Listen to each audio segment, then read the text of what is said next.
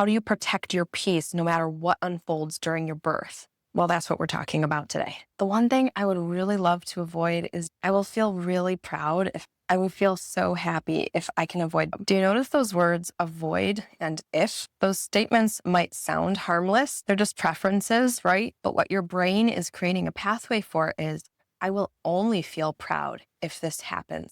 And I will feel devastated if I can't avoid this or that.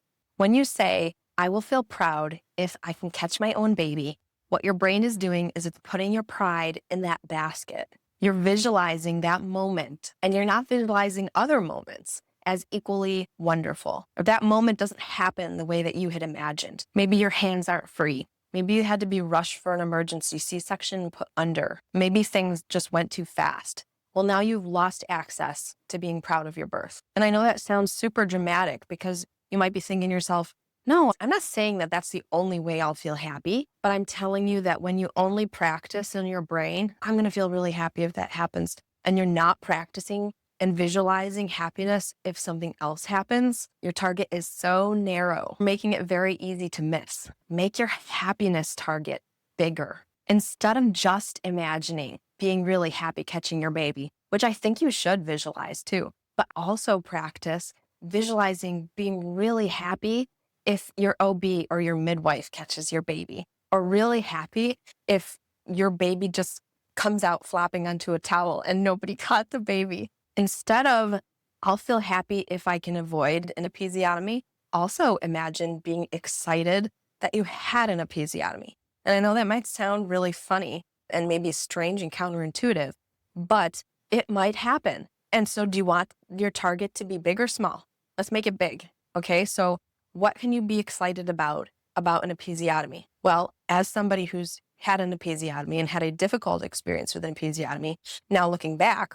I can also tell you what's exciting about it is that I didn't feel it. Okay, so even in this moment where, yeah, I didn't want it, and yeah, I was actually terrified leading up to birth about having an episiotomy, I cried. I held my husband looking at a picture in a book of episiotomies and stitches and imagining that as horrific in my mind, and maybe I'll be incontinent after, imagining all the worst case scenarios. I want you to start practicing in your head. Risk factors are there, but yes, I can, if this happens, lead with joy and peace and be like, wow, I didn't even feel that. Really? I got an episiotomy.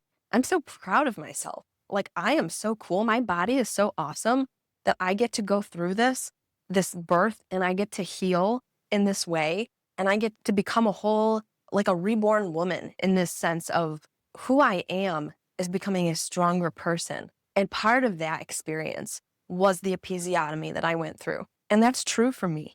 And that can be true for you. Instead of, I'll be successful if I had an unmedicated birth. Think of a wider range of experiences. Think of being successful as somebody who has medication. Think of being successful if you have a C-section. Think of being successful if you give birth in the car. Think of all the ways that you could give birth and try to imagine them all being happy experiences for you. The thing is, birth involves other people. It involves your baby, for one. It involves your care team, your partner. It involves you and how you're going to feel on that day. And your baby has their own timing and their own position and their way of coming into this world. It is normal to have a preference. So I'm not telling you to water down your dreams, actually just the opposite. I want you to make your dreams bigger. There are many paths to feeling happy about your birth. There are many definitions of success. I don't want you to lower your standards. If you did your research and you found an intervention that you're like, this probably isn't the safest thing for me and my baby, have a plan A that doesn't include that intervention.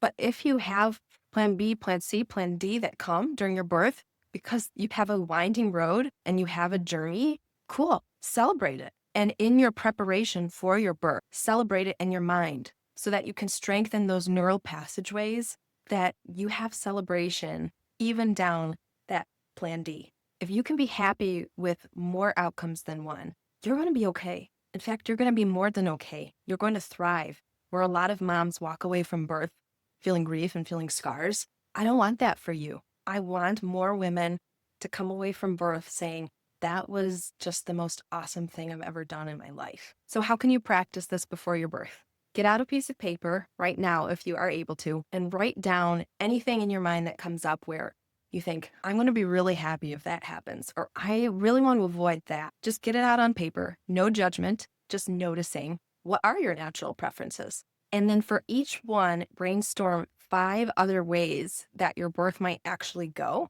that are possibilities. And then I want you to start imagining them in your head as also positive experiences. What else could make you feel proud if that plan C or D happens? Maybe it's the way you breathe through transition. Maybe it's the energy of calm that you gave to everyone in the room through your leadership. Maybe it's the way that you spoke in your mind and your heart to your baby throughout the whole birth. Maybe it's your willingness to be vulnerable and how you trusted your body, you trusted your care team. When you do this, I want you to start realizing how many options there are for joy in birth. And you just went from one path of potential joy to at least 5. You're going to start training your brain to realize that happiness is not conditional. This is a skill that's going to help you not just in birth, but also in parenting and in the rest of your life. If you want to go deeper into mental preparation for your birth, subscribe and check out the links below. I've got a lot more coming.